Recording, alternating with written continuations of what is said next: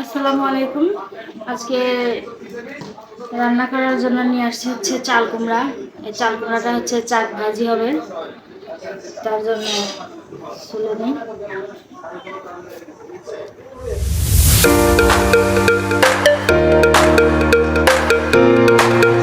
আমাদের এদিকে ছোট ছোট চাল কুমড়া চাক ভাজি খায় সরিষা বেটে।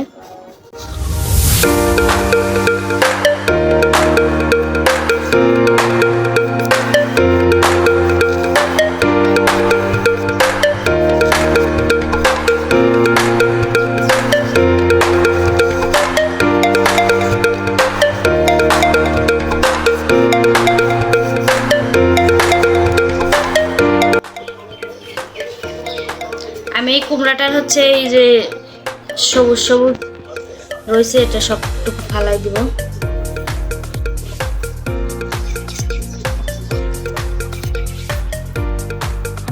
সব সবুজ ফালাই দিছি, সবুজ সবুজ যে কালারটা ছিল।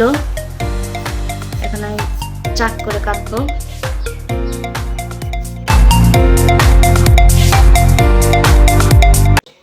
এরকম করে কেটে নিলাম।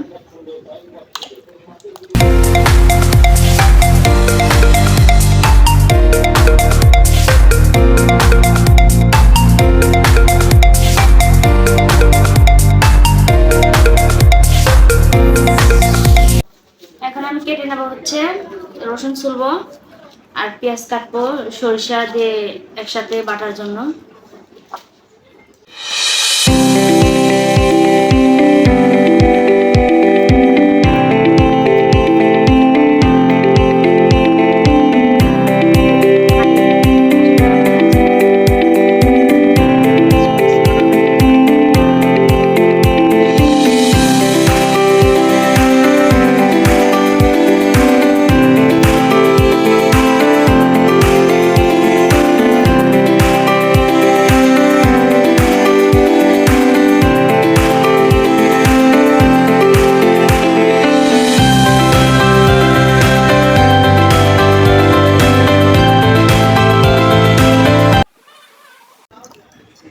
আমি পাটাটা ভালো করে ধুয়ে নিচ্ছি, কারণ আমি রসুন পেঁয়াজ সরিষাটা বাটবো।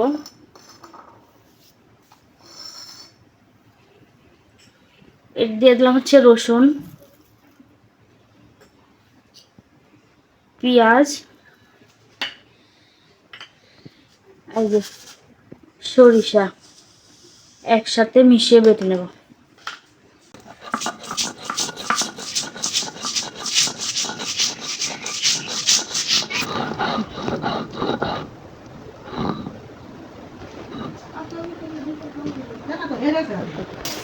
আমার সরিষা বাটা শেষ।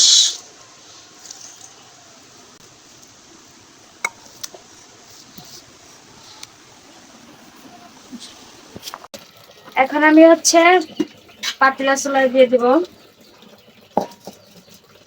কারণ চাল কুমড়াটা হচ্ছে সিদ্ধ করার জন্য। এখন দিয়ে দেবো হচ্ছে চুলায় পানি, কারণ চাল কুমড়াটা সিদ্ধ না করলে তো পরে শুধু তেলে ভাজলে কাঁচা কাঁচা থাকবে। এই পানির মধ্যে এখন দিয়ে দেবো হচ্ছে লবণ আর একটু দিয়ে দেবো হলুদ।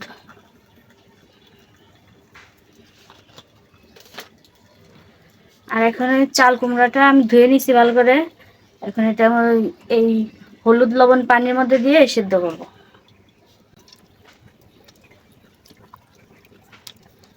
লবণটা দেওয়ার কারণ হচ্ছে যে যাতে লবণটা সিদ্ধর সময়ই চাল কুমড়ার ভিতরে ঢুকে।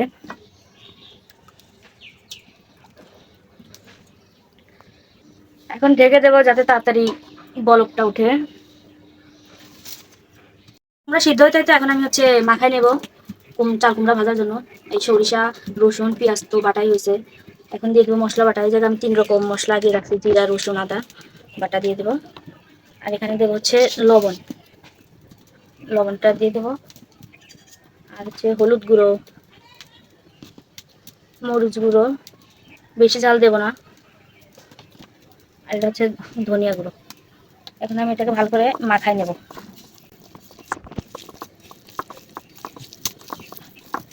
সরিষা বাটা আমার মাখানো শেষ।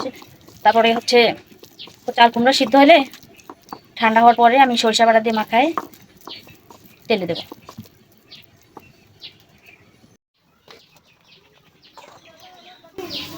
চাল কুমড়া সিদ্ধ হয়ে গেছে, দেখেন হলুদ দেওয়ার কারণে এরকম লাল টকটকা কালার হয়ে গেছে। এই সিদ্ধ হয়ে গেছে আমার চাল কুমড়া।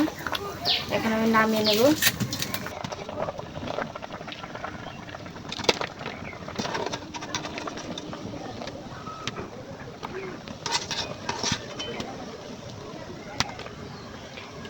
এটা এখন একটু ঠান্ডা হলে আমি ভেজে নেব।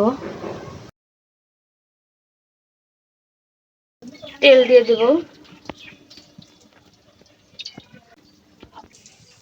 চুলায় তেলটা গরম হতে হতে এদিকে আমি হচ্ছে চাল কুমড়াটা সরিষা বাটা দিয়ে মাখাই নেব। এরকম উল্টে পাল্টে এরকম ভাবে মাখাই নেব যাতে দুই সাইডেই থাকে।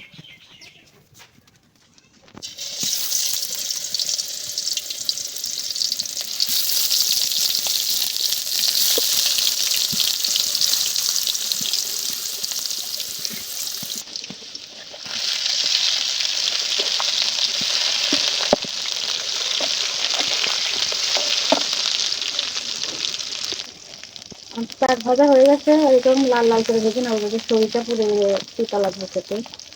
নামা নেব।